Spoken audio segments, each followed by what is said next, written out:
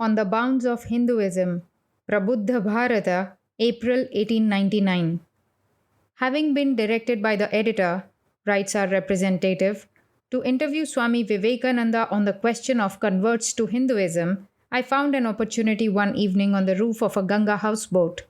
It was after nightfall, and we had stopped at the embankment of the Ramakrishna Mutt, and there the Swami came down to speak with me. Time and place were alike delightful. Overhead the stars, and around the rolling Ganga, and on one side stood the dimly lighted building, with its background of palms and lofty shade trees. I want to see you, Swami, I began, on this matter of receiving back into Hinduism those who have been perverted from it. Is it your opinion that they should be received? Certainly, said the Swami. They can and ought to be taken. He sat gravely for a moment, thinking, and then resumed. Besides, he said, we shall otherwise decrease in numbers. When the Mohammedans first came, we are said, I think on the authority of Ferishta, the oldest Mohammedan historian, to have been 600 millions of Hindus. Now we are about 200 millions. And then every man going out of the Hindu pale is not only a man less, but an enemy the more. Again, the vast majority of Hindu perverts to Islam and Christianity are perverts by the sword, or the descendants of these. It would be obviously unfair to subject these to disabilities of any kind. As to the case of born aliens, did you say? Why, born aliens have been converted in the past by crowds, and the process is still going on.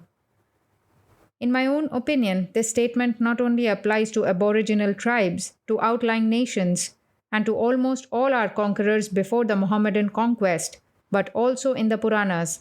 I hold that they have been aliens thus adopted.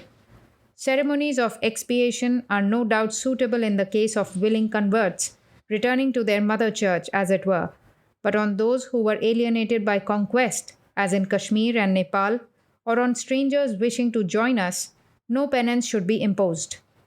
But of what caste would these people be, Swamiji? I ventured to ask. They must have some, or they can never be assimilated into the great body of Hindus. Where shall we look for their rightful place? Returning converts, said the Swami quietly, will gain their own castes, of course, and new people will make theirs. You will remember, he added, that this has already been done in the case of Vaishnavism.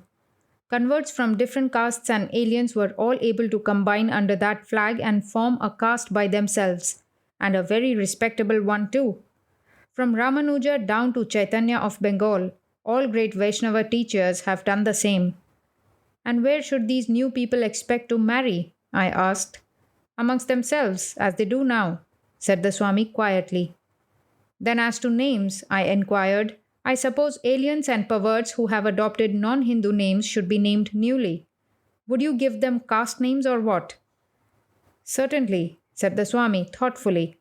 There is a great deal in a name, and on this question he would say no more. But my next enquiry drew blood.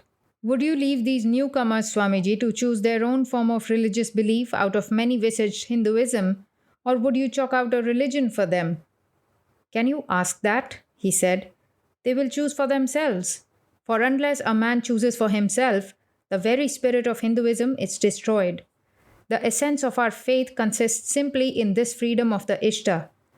I thought the utterance a weighty one, for the man before me has spent more years than anyone else living, I fancy, in studying the common basis of Hinduism in a scientific and sympathetic spirit, and the freedom of the Ishta is obviously a principle big enough to accommodate the world.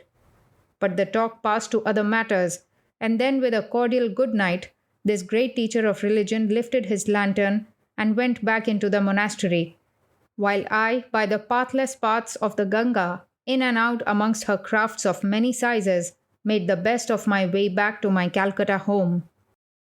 Part 3. Notes from